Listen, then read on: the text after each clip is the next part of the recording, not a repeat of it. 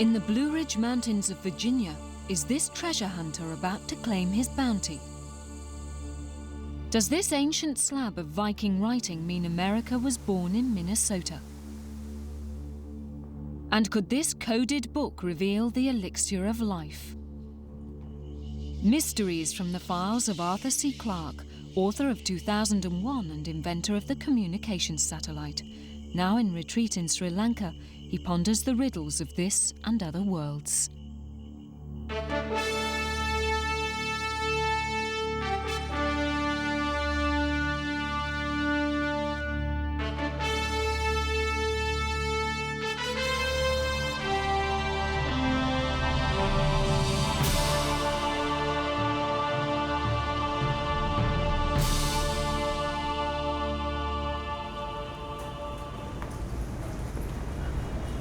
Like all old buildings, the Dutch house near my home in Colombo hides many secrets amassed over 3 centuries since the days when the Dutch were the rulers of this much colonized island.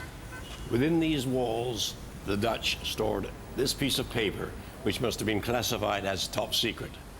It's a treaty they signed with the local rulers. In the version the Dutch made public, they agreed to destroy all the forts in the island. But in this one, which was for Dutch eyes only, there's no mention of any such promise. And the Dutch, of course, held on to the forts and to power. We wanted to read both versions of this treaty to find the truth of the matter. But all over the world, there are writings, inscriptions, coded communications, mysterious maps, and weird manuscripts which have fascinated, obsessed, and usually frustrated the experts who have tried to crack their secrets. In this fairy tale castle deep in the forests of southern Germany, Kirsten Seaver hopes to find the key to the world's most controversial map. But across the Atlantic in Washington, D.C., Dr. Bob McGee contests her solution to the mystery. They disagree over this piece of parchment known as the Vinland Map. It's claimed to be the first documentary proof that the Vikings discovered America. In the far west, this scrap of land can only be North America. Its outline matches the Newfoundland coast. But the map has been dated to 1440, 50 years before Columbus set sail. In the top left-hand corner, an inscription says that the map is based on information passed down from Viking explorers. On Columbus Day 1965, Yale University announced it had bought the map. An outcry ensued. From the first, there were those who doubted the map's authenticity and demanded to know its history. But this man, Lawrence Witten, who sold the map to Yale, would not explain where it came from. Tests proved the parchment was medieval, but scientists disagree about the age of the ink. Archaeologist Bob McGee rests his case on historical facts. He believes the map may well be genuine. Well, the Norse were quite expert at navigating east-west across the Atlantic along single lines of latitude. So the latitude of locations would be the type of information which we can see being very carefully passed on to later generations of sailors. And this information would have been available to European mapmakers of the time. And if we look at the latitudes of the Vinland configuration on this map and compare them with those of Europe, it's quite remarkable how they do line up. If we look at the southern tip of Vinland and go across to Europe, we come to Brittany, or the northern end of the Bay of Biscay here. And if we look at a modern map across here, from the northern end of the Bay of Biscay and go west, we find that it matches almost exactly the southern tip of Newfoundland. Now, the northern tip of Newfoundland matches with about the south coast of Ireland. And if we go back to the Vinland map and look at this first big inlet and measure across to Europe, we find that it matches with the south coast of Ireland. So this configuration from Bay of Biscay up to the south coast of Ireland correlates very nicely with the island of Newfoundland. It's known that the Vikings did reach North America. In the 1960s, archaeologists found the remains of their settlement. To McGee, the dates are everything.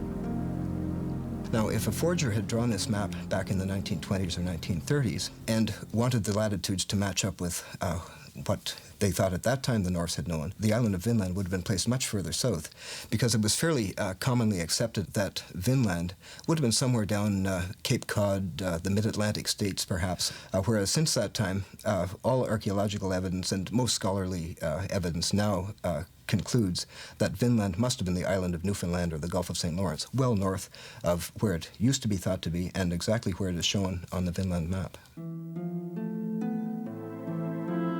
McGee's theories are thought small beer in Bavaria. Kirsten Seaver is quite sure that the map is a fake. It would be like the virgin birth. It has no tradition behind it. It has no reality around it. It cannot be. Seaver is convinced she knows who forged the Vinland map, a Jesuit priest who died here at Wolfegg Castle. Only he fitted the profile of the forger. The person had to be interested in maps. Secondly, he or she had to be fluent in Latin. Thirdly, the person had to know where all the bones of contention lay buried when it came to the Vinland voyages. In the 1930s, Father Joseph Fisher was a world expert on maps. He devoted his days to teaching history until the Nazis closed his college. Taken under the wing of Wolfegg's prince and princess, he spent his last years in the bosom of their family. He left some vital clues. Here at Wolfegg Castle, they have many of Father Fisher's letters. His handwriting is, of course, of great interest if we want to pin the Vinland map on him. As you can see, it's a very impatient handwriting with a very characteristic D, like that. It's full of strong lateral strokes. The D that you see in this letter is so similar to the D that you see in this map that, for starters, it is an interesting coincidence. You will also see that he writes on paper with line guides. The more tidily written legends, such as the one at Vinland, are written with a line guide exactly 2 millimeters apart. That is not a medieval form. Father Fisher would not have thought that it was wrong to make such a map, because he was convinced that such a map in some form had existed. I believe he decided to fill in the gap. Essentially, he made the map he'd been looking for all his life.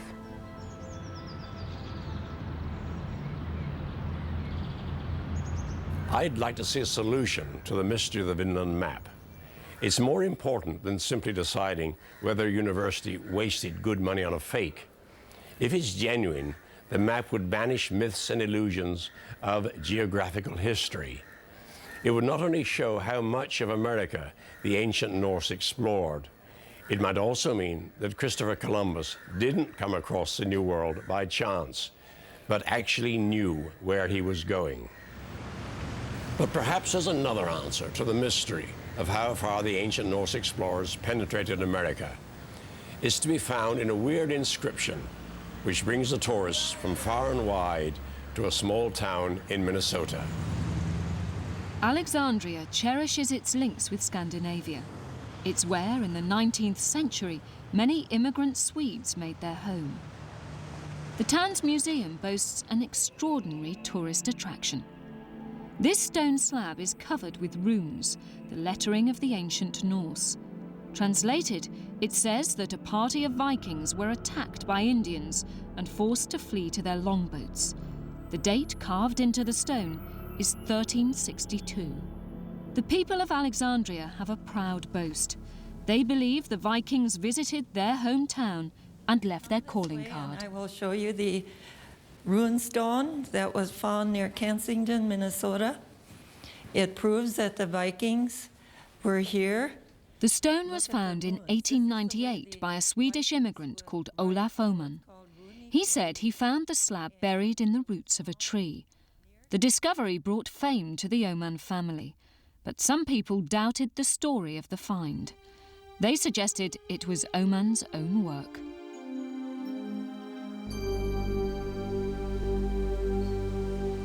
The Oman farm where the runestone was found is preserved for posterity by the town. Grandson, Lallard Kolberg, won't hear a word against Olaf Oman. My grandfather was an honest man, and he was a hard-working man. The Kensington Runestone is a true Viking stone found by my grandfather on the Oman farm. And it would be to add that my grandmother was a very religious person, so they can't say that my grandfather made that stone. There's no way, because he was not educated enough for doing things like that. Einar Backer remembers Oman from childhood. Well, he was a real honest man as far as I'm concerned. He wasn't for practical jokes of any kind. I'm sure he would not sit and carve a rock like that. I'm positive it was genuine as far as Oman was concerned. But in Lanso Meadows, Newfoundland, where it's known the Vikings landed, Norse expert Birgitta Wallace is sceptical of Oman's claims. With the help of stonemason Nathaniel Patey, she is conducting a runic test.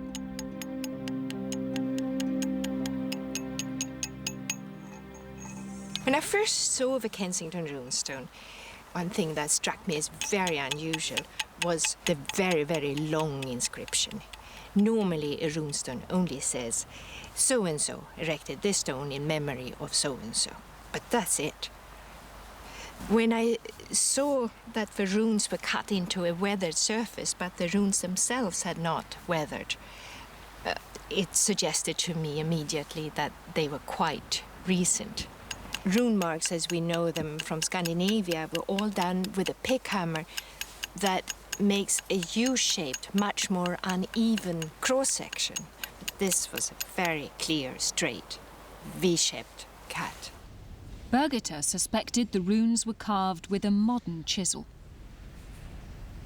So I went and got one, and lo and behold, they fit perfectly in size. All the upright ones had been made with a regular North American 1-inch chisel. Birgitta's research in Sweden uncovered secrets from Oman's past. They strengthened the case against him. Olaf Åman has been portrayed as a simple and rather dumb farmer who couldn't even in his wildest dreams have thought of something like a runestone. But he was very interested in history and read very deep philosophical things. He wrote poetry, and a very little known fact is that Olaf Åman was not a farmer to begin with. He was a stonemason. I think that the Kensington stone is proof not that the Vikings went to Minnesota, but that Minnesota had a very large Scandinavian immigrant population in the 19th century. When you're dealing with the runes, it's always wise to be wary. In 1953, Swedish experts announced they'd found an inscription dating back almost 1,000 years. But the translation soon revealed a very different story. The message actually read, Joe Dokes went east, 1953. He discovered Europe. Holy smoke.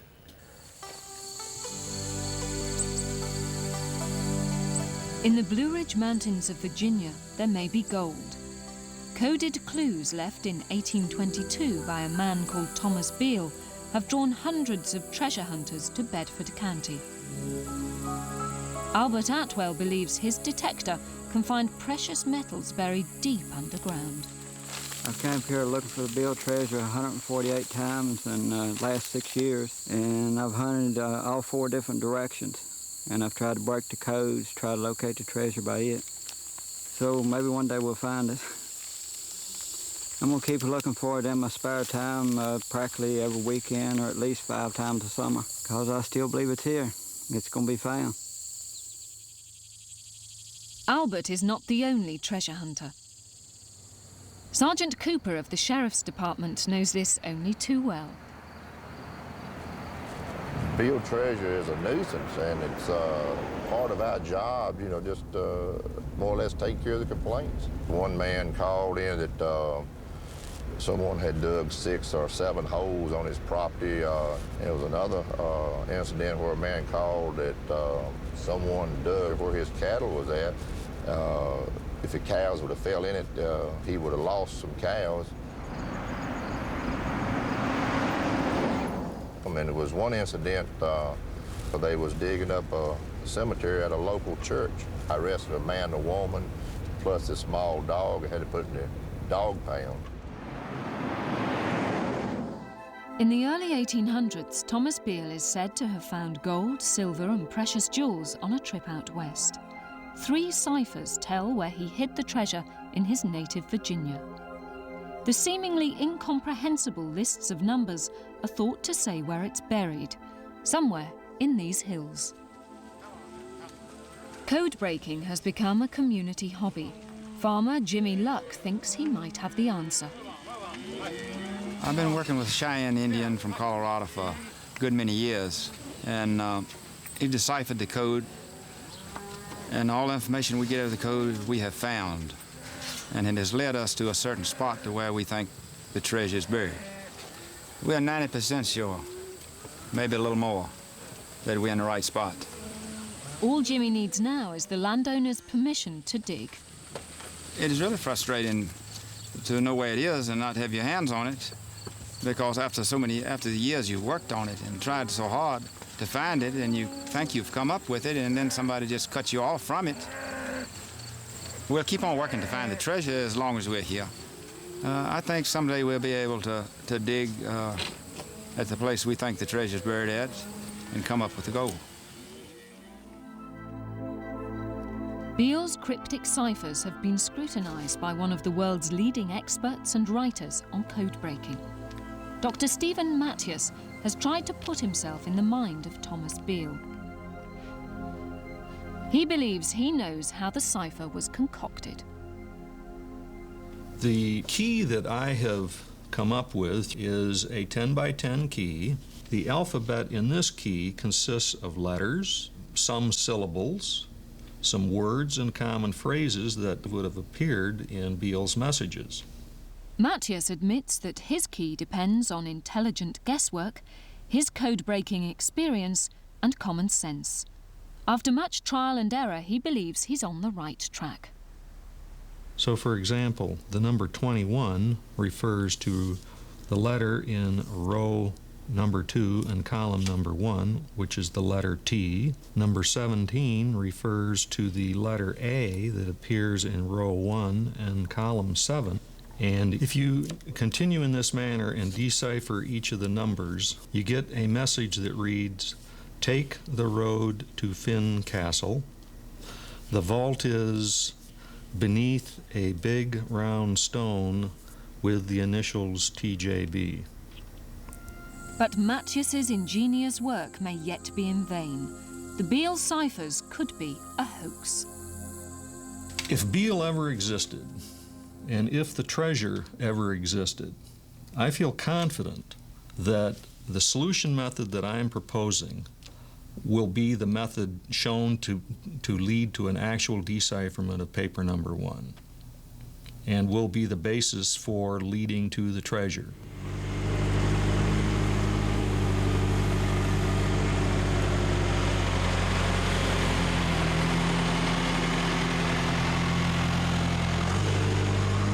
Some can't afford to wait. Albert has hired a backhoe.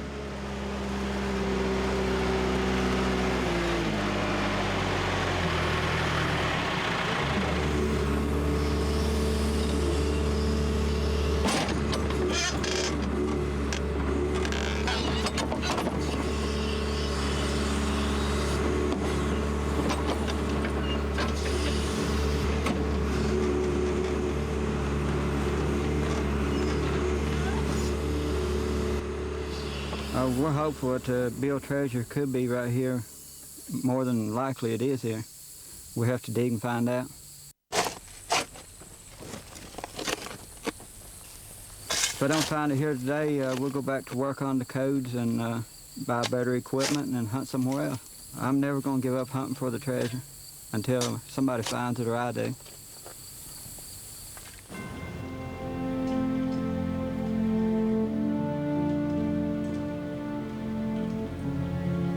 At Yale University, one building stands out from all the rest. The Beinecke Library is a forbidding place. Susan Santiris knows it well. This library does mean a lot to me. As a child, I came here and saw all the books. Of course, you couldn't touch anything or breathe in there. And then as an undergraduate student, I spent hours and hours of my life, I still remember every one of them, poring over a particular manuscript that was there and trying to make some sense of it.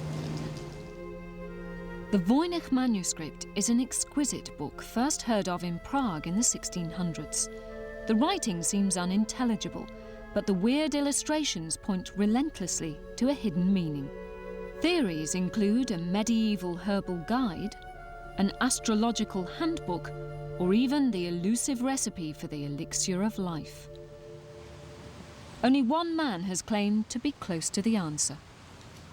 Robert Brumbaugh was a classics professor at Yale. He died in 1992, but his fascination with the Voynich lives on in his children Robert and Susan. They find it hard to leave their father's notes untouched.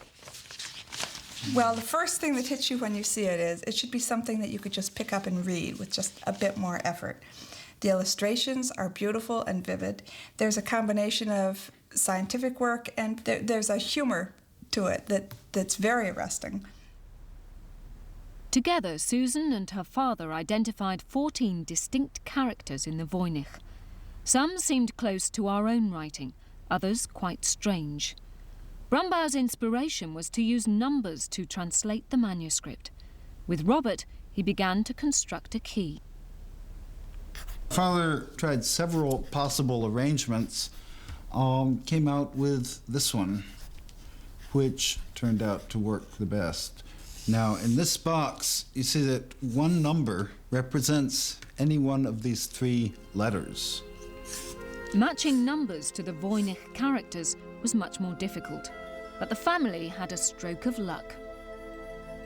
One of the most important clues helping to match the characters in the manuscript with numerical values is a set of marginal notes on one of the folios of the manuscript that appear to be arithmetic problems. The discovery of these equations was a watershed. Brumbaugh used them to help confirm his suspicions. He thought he could now understand some of the Voynich characters and fill in his code-breaking key. He tested his ideas on the lettering beside one of his favourite pictures.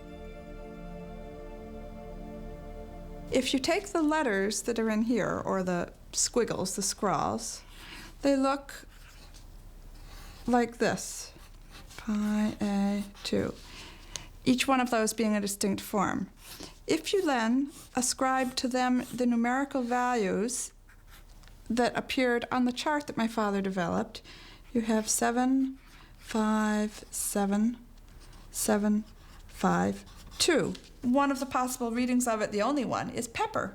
And interestingly enough, this actually looks very much like a pepper. My father had a feeling that he could read more and more of it, but it remained slow going. He read bits and pieces here and there. He read labels. He read some of the star maps. Then he began reading pages, but as he went, some of it was almost distressing in its ambiguity, because toward the end of some pages, he thought that perhaps the author lapsed into a kind of gibberish. Does that mean that perhaps the code needed adjusting, or that the author was performing a major hoax on the reader? We've deciphered enough to show that underneath is a very heavily padded or repetitive message, which either conceals a second level message or perhaps doesn't conceal anything. The mysteries in this program show the extraordinary lengths to which people will go when they want to keep secrets. And we've even more secrets to keep today. As we exchange information by computers, telephone lines, and satellites, the more we need uncrackable codes to make sure that our messages are read only by the people they're sent to. So these puzzles from the past may one day help to guide us on the information superhighway.